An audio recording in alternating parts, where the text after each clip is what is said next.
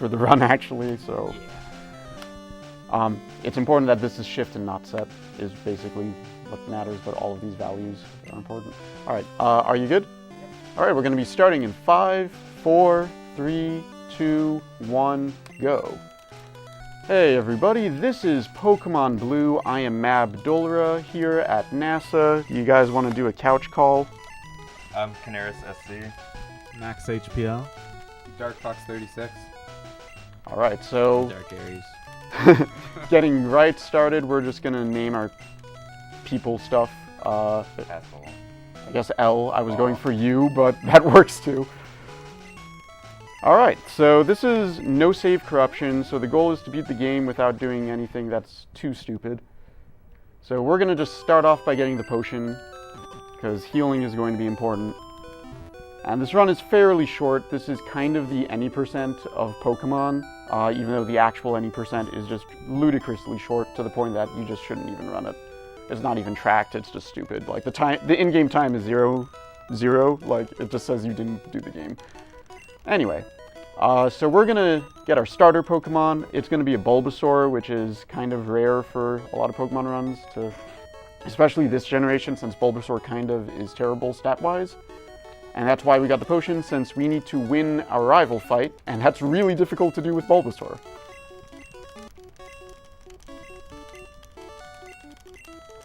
And Bulbasaur is all the way on the right side. I'm gonna name it B unless anybody has a better suggestion. Seems good.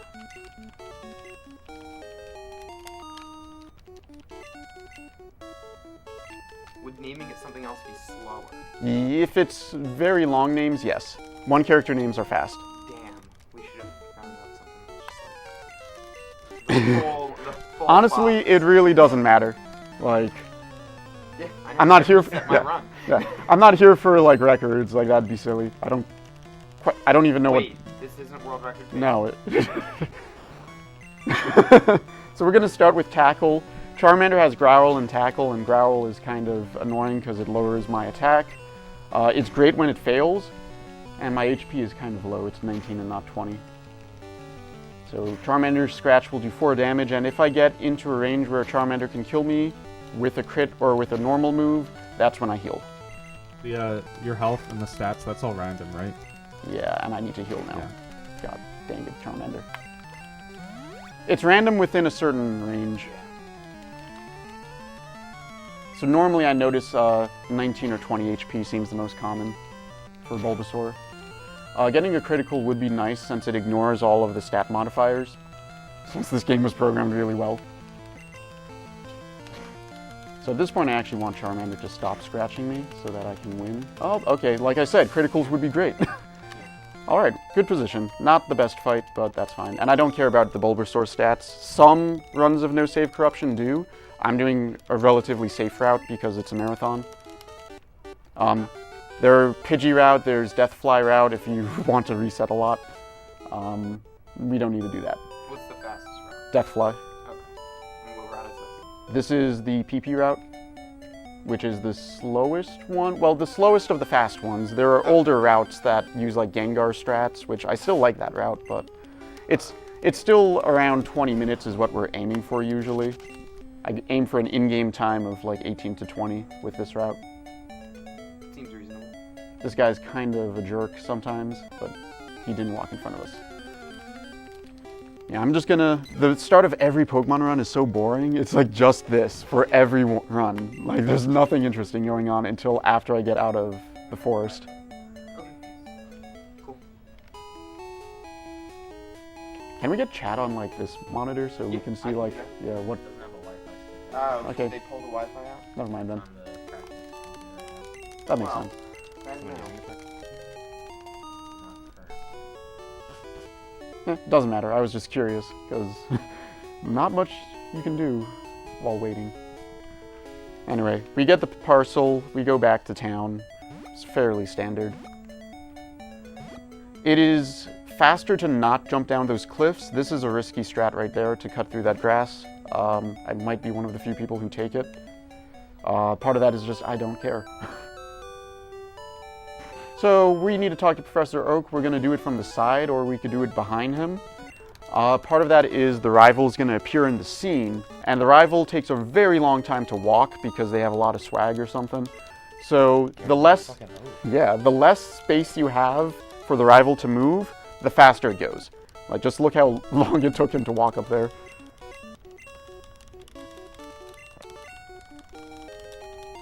Unfortunately, that means you don't get to hear the full song, and his music's pretty good.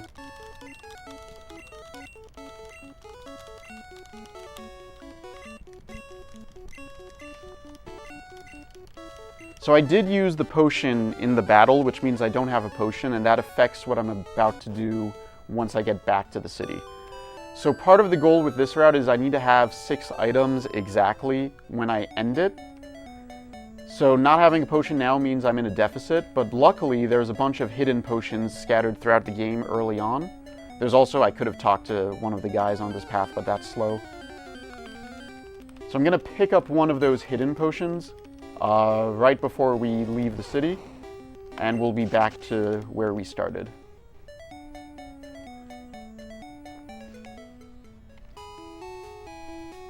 And this is the game before running was invented. This guy also can be a jerk. I've had him cut me off before. This is one of the hidden potions. I don't have every hidden item memorized, just like the early ones. It's useful. There's a few others I got, like rare candies and stuff.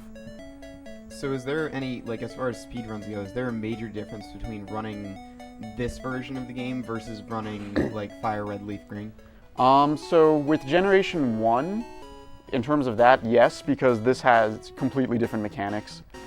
They sort of made the game better later on. But well, yeah, there was no physical special split, right? Yeah. Yeah. It was that, there was abilities, there was other stuff, but using blue version instead of red was a deliberate decision for something that will come up later in the run. Okay. You could technically do it on both, but blue is a little bit faster. The path I'm taking through this forest is very specific so that I avoid encounters. The average number of encounters you get if you follow the forest path is 0.5. And we're going to fight this guy. I talked to him from the side instead of walking in front of him because that initiates a cutscene and we don't want that. So I'm going to start by using Growl, and I'm just going to tackle, and I won't heal unless I need to. I guess I just would start with tackle and do exactly the opposite of what I said. That's fine too. I'll Growl next.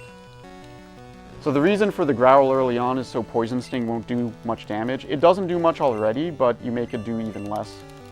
String Shot would be ideal here, just keep slowing you. You're already slow. Don't damage you.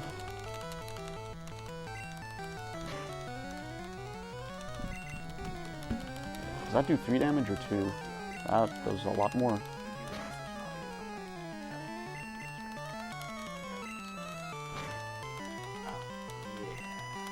Or we could just adjust it and check it. I might have to heal if I get another hit. I think I'm fine. Actually, I'm gonna play it safe. That's fine. There's a hidden potion right in front of him.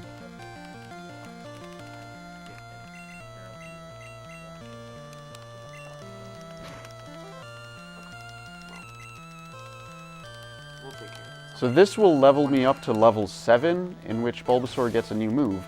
And it's not so much the move that's important, but I'm doing something called the PP route. So what I want is, I want this Pokemon to be level 8. I want 3 moves. I want the first move to have 10 PP, the second move to have 16 PP, and the last move to have 36 PP. And that's setting up for something once I leave the forest. So now I hope for a random encounter. Like right there, that's actually a great location. Metapod, yes. Level 5, 4? What do we got here? 4. Okay, perfect. So I'm gonna get started with PP. I have 26 tackle. This makes it 25, and I need the tackles to go down to 16. I'm gonna start with that as it's hardening because I do need to beat this Metapod as well to get to level 8. So this is the most intense Metapod battle you will have in a speedrun. So would level 5 have been less optimal? Oof. Almost killed it there. That's fine. I need to get rid of Growl. It would have just meant I had to be a little luckier. Level 6 would have been pretty scary. So I need to get the Growl down to 36, which it is now, and then I need a tackle. And that puts me 21. I'm going to need to encounter another Pokemon because that critical completely destroyed the Metapod. but that's fine. So I need another encounter. And this time I don't really care what it is. Are you close to leveling up again, or is it? No, I'm pretty far. 36, cool. So this puts us at 20, and I need this at 16. So even if I beat this Caterpie, it's not a big deal. I think you need like 140 something experience to level up to level 9, and that's not gonna happen. That's 18. So I need another encounter now. Yeah, that critical was actually pretty bad. Normally criticals are great if you get them, but not in that case. And you could see just part of the mechanical problems of Gen 1 is that it ignored all of the defensive buffs that it had and just straight up crushed it. All right, 17. And then that's the last one. I can run away after that. No Pikachu encounter this time, that's sad. Alright, cool. So we have completely set up with the Bulbasaur. We're going to do a little bit of shopping. I did pick up a second hidden potion. So I have 1 antidote, 1 potion. And I want to get 3 more items, so I'm just going to get the fastest 3 from the mart that are not duplicates. So that would be Pokeball, Burn Heal, and then notice how the menu goes immediately up to the top to Escape Rope. So the menuing there was specific. Then I'm going to pause, move my cursor over to save for what I'm about to do, which is called Brock Skip. So I'm going to save right before this cutscene triggers, and I'm going to quit, and I'm a little worried, so I'm doing a soft reset there after the save is fully done, because this cartridge had a save issue earlier today and last night, so hopefully our continue is there. Okay, notice how long it took for a second. Just skip a couple heartbeats. Yeah, it's just for the suspense of the stream, you know? So now I'm going to talk to this guy from the right side after loading this Bulbasaur into memory. He's not programmed to ever be talked to from that side. And this allows me to just sort of walk through walls and let him walk through walls. And we call that Brock through walls because we're good at names. So the reason I set up the Bulbasaur that way was to get... It's a type of arbitrary code execution where it's reading the Bulbasaur stats as data and executing it. And that allows me to just sort of walk through walls because that guy was never programmed to be talked to from that side.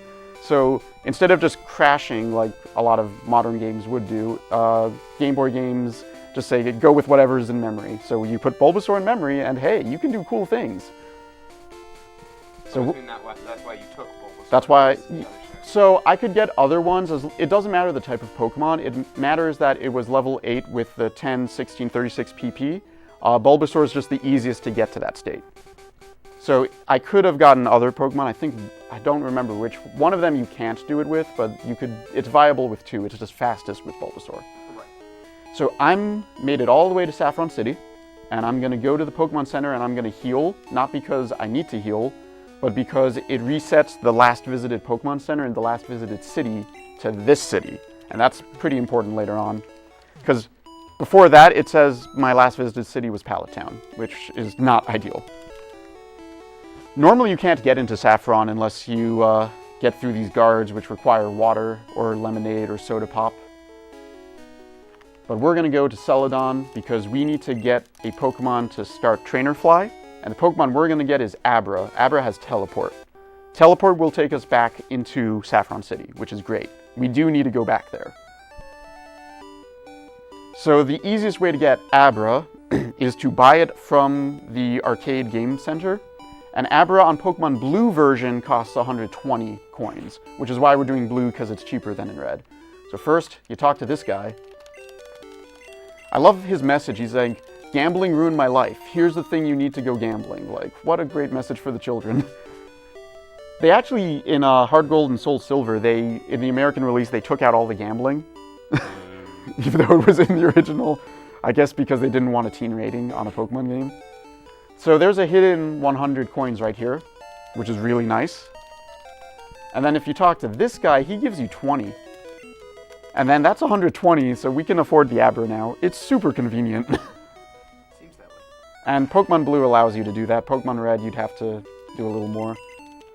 I'm assuming you'd have to actually like gamble? I think there's a few more grabs you can do, but I believe you have to gamble. Okay. I actually did a Pokemon bingo a while ago where I needed money, so I just started gambling. And it was like 1 hour later, I'm still at the slots, and it's terrible. So we're done with Bulbasaur. Let's deposit him, get rid of him. Good morning. Welcome from... Time to wake up. Yeah. I woke up at like 5 a.m. today. It was pretty good. Alright, so we're going to do something called Trainer Fly, where we're going to walk in front of a trainer off screen. The trainer's going to look us in the eyes and want to fight, but then we're going to open the menu right before that fight happens and just fly away, or teleport away in this case. And the game's going to be put in a state where it thinks I'm in a battle. Before that, I'm going to swap some items around. So we have 6 items, which I said was critical earlier. So check this out. This guy encounters you, and then you're like, peace. So this is, you might be familiar with this glitch if you were trying to get Mew in the game, because you could do this to get Mew. While I'm in the state, I can't pause my game like I'm trying. It won't let you. The pause button is gone, so we need to get that back.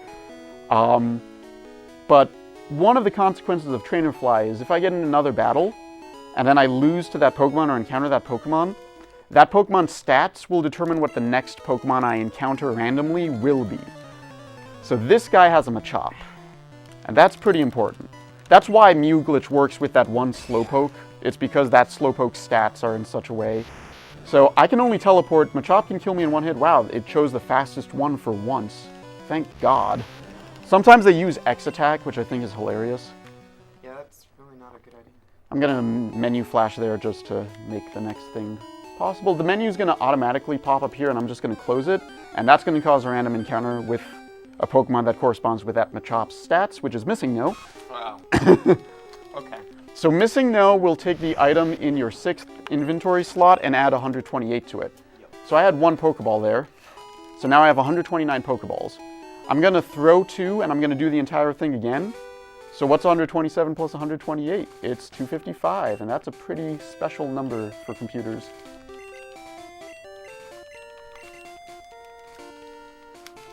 So what my goal is doing all this weird item duplication and manipulation is I can do a bug called item underflow. And what that allows you to do is access memory that goes beyond your inventory, which has like your trainer ID and other stuff. There was a Team Rocket guy here. He's gone now. I don't know where he went. That's a consequence of doing this. I have no idea why that Team Rocket dude disappears. Somebody tell me. So are you saying you just straight killed a guy? Yeah. Wow. That's pretty messed up for a children's game. It's a great game. So we're going to do this again. Good and gamble. Been really bad. We're almost done with the run as a note, like a few more minutes. So let's hope this Machop decides to actually attack. We'll see. A low kick, okay, that works. No Leer, no X attack. I've definitely had to do X attack, Leer, Leer, Leer, Leer, attack, miss, and then keep doing Leer. God. Those fights can take a really long time, and there's just nothing you can do, so we're fairly lucky with that. Here comes the final Missing No. So this is going to give me 255 Pokeballs, which is pretty important for the next thing I'm going to do, and I hope to God I don't have glitched items, otherwise we're going to have some trouble. Okay. So we're going to open that inventory, swap the coin case with the 255, toss that to move up to the top. Going to start tossing items. You're going to notice that Pokeball is going to do some interesting things.